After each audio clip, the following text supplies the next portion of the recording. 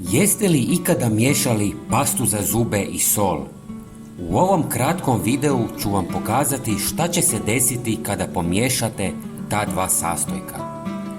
Prvo što će vam trebati je obična kuhinska sol i najobičnija pasta za zube. Sada u malu posudu dodajte 2 žlice soli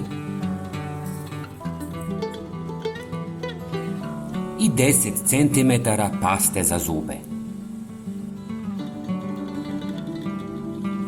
I na kraju dodajte 1 žlicu deterdženta za suđe koji će povezati ovu smjesu da bi bila još bolja i jača.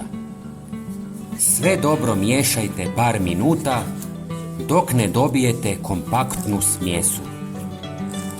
Sigurno se pitate čemu to služi.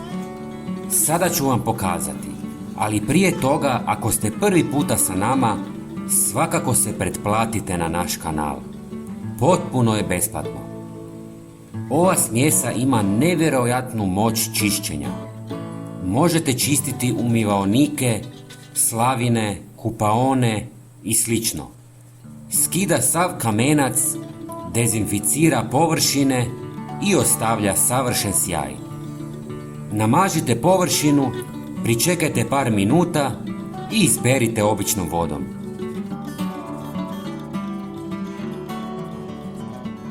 Rezultati su zapanjujući.